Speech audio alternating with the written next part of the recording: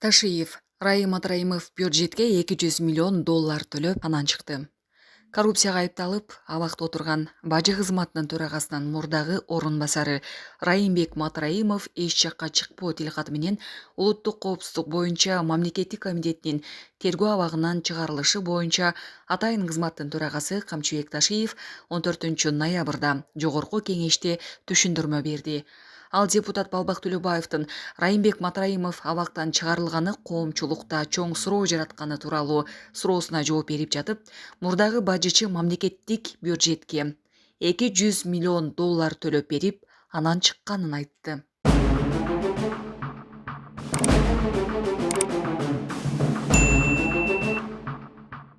Камчыбек Кыдыршаев, сизге бир суроо берейин дедим эле. Бул элде коомчулукта Раим Матраимов чыгып кетти. Эмнеге чыгып кетти? Бюджетке бир нерсе төлөдүбү? Кыргыз бюджетине кошумча коштубу? Же ушундай эле боло береби? Деген бир көйгөй жаралып атат да. Сиз эмне дейт элеңиз ушул боюнча? Саламатсыздарбы, урматтуу депутаттар, урматтуу Нурлан Тургунбекович, урматтуу Балбак Зарлыкович. Раим Матраимов боюнча туура Раим Матраимов 2 күн алдын үй камагына чыкты. Раим Матраимов кармалганда биз аган 3 берене боюнча кылмыш ишин козгогонбуз. Статьялардын цифрларын айтпай эле аталышын айтып коеюн. Биринчиси бул чек араны мыйзамсыз кесип өтүү. Экинчиси хулиганчылык. Так. Үчүнчүсү легализация преступных доходов. Так. 3 статья менен козгогонбуз. 8 ай тергедик. 8 ай тергедик.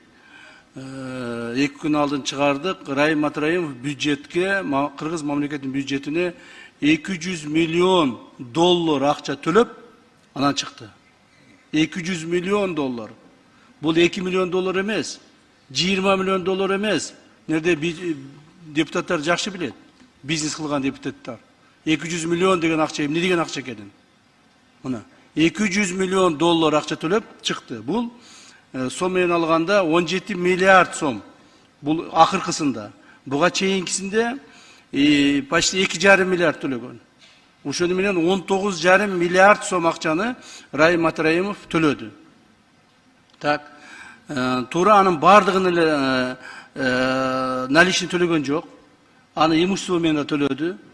Бирок биз ошол төлөгөн имуществолордун бардыгын экспертизадан өткүзүп, баалап, анан арзан баада кылып алдык да.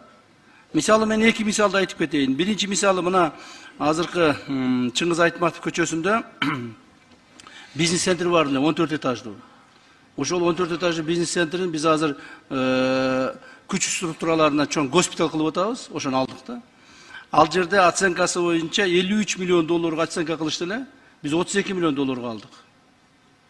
Оштуктар билет, Ош шаарында жанагы Ихлас деген компаниянын чоң борбору түзүлүп аткан, мына Козуев Алишер жакшы билсең керек. Западныйдагычы, ошол жерде мунун көп ошолор менен кошо курган экен да, көп жерде ошол жерде эмелери бар экен.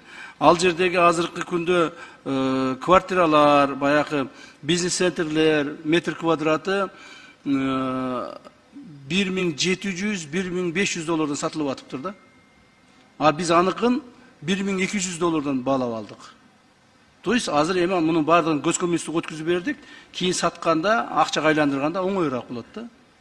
То есть ошентип олтуруп, мунун себеби баягы кээ ойлоп калбасын деп муну айтып атканым себеби, баягы имущество менен алса, кымбат кылып, имуществосун алып коюп эле 200 миллион долларга жеткизип койду деп айтпасын деп айтып атам да. То есть бардыгын арзан мамлекетке ошо 200 миллион доллар түшө турган кылып туруп алдык. Азыр эми домашний эмеге жанагы үй камагына чыгардык. Буюрса жакында сот болот. Сотто ошол биз койгон статьялардын санкциялары бар. Ошого жараша өзүнүн күнөөсүн тартат. Ал жерде негизинен ал статьяларда сроктору бар, санкцияларында 5 жылга чейин, анан штрафтары бар. Ошо экөөнүн бирөөнү тартат. Негизинен бул акчаны төлөгөндөн кийин муну кайрадан түрмөгө кармап отуруштун эч кандай пайдасы жок эле да. Мамлекетке дагы, мындай өзүнө дагы.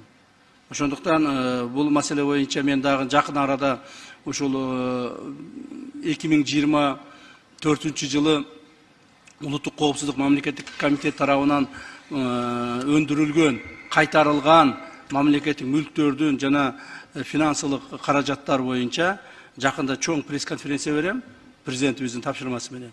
Ошондо баардыгын толуктап айтып берем. Рахмат. Рахмат.